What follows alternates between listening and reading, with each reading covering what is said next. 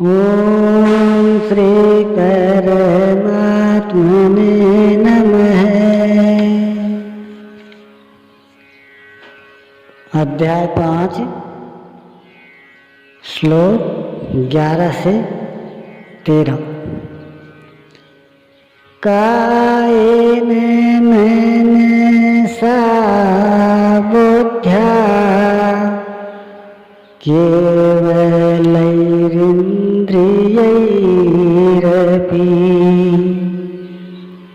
योगिनः कर्म कुर्वन्ति संगं त्यक्त्वात्मशुद्धये।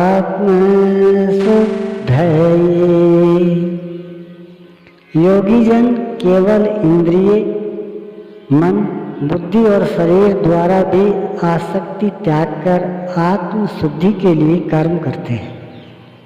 जब कर्म ब्रह्म में विलीन हो चुके तो क्या अब भी आत्मा अशुद्ध ही है? नहीं, वे सर्वभूतात्मा हो चुके हैं। संपूर्ण प्राणियों में वे अपनी ही आत्मा का प्रसार पाते हैं। उन समस्त आत्माओं की शुद्धि के लिए आप सबका मार्गदर्शन करने के लिए वे कर्म में बरतते हैं। शरीर, मन, बुद्धि तथा केवल इंद्रियों से वह कर्म करता है।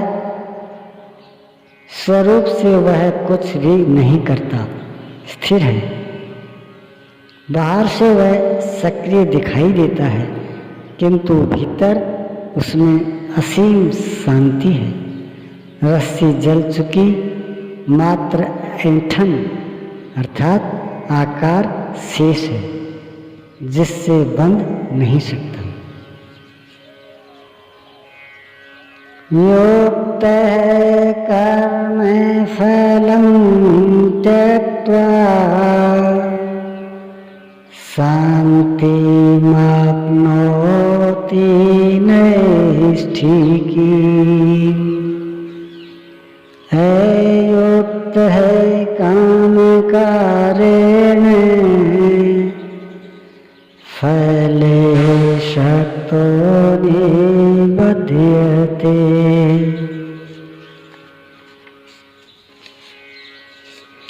योग युक्त अर्थात योग के परिणाम को प्राप्त पुरुष, जो सब प्राणियों के आत्मा के मूल परमात्मा में स्थित है, ऐसा योगी कर्म के फल को त्याग कर अर्थात कर्मों का फल परमात्मा उससे भिन्न नहीं है, इसलिए अब कर्म फल को त्याग कर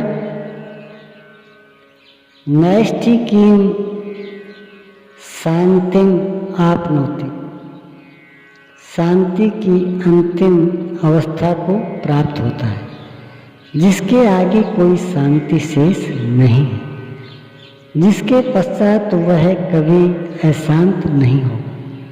किंतु अयुक्त पुरुष, जो योग के परिणाम से युक्त नहीं है, अभी रास्ते में है, ऐसा पुरुष फल में आसक्त हुआ अर्थात फल है परमात्मा, उसमें उसका आसक्त होना आवश्यक है।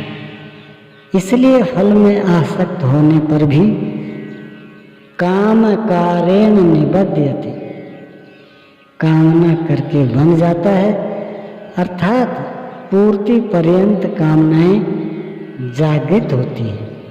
अतः साधक को पूर्ति पर्यंत सावधान रहना चाहिए। महाराज जी कहा करें, हो तनिको हम अलग, भगवान अलग है तो माया कामयाब हो सकती है। कल ही प्राप्ति होनी हो, किंतु आज तो वह अज्ञानी ही है। अतः पूर्ति पर्यंत साधक को असावधान नहीं होना चाहिए। इस पर आगे देखें। सर्व कर्माणि मनसा यस्यास्ते सुखं वसी नैव द्वारे पुरे देहि नैव कुर्वन् कारयन्। जो संपूर्ण रूप से स्ववश है, जो शरीर मन बुद्धि और प्रकृति से परे स्वयं में स्थित है, ऐसा वशी पुरुष निस्संदेह न कुछ करता है न कराता है। पीछे वालों से कराना भी उसकी आंतरिक शांति का स्पर्श नहीं कर पाता।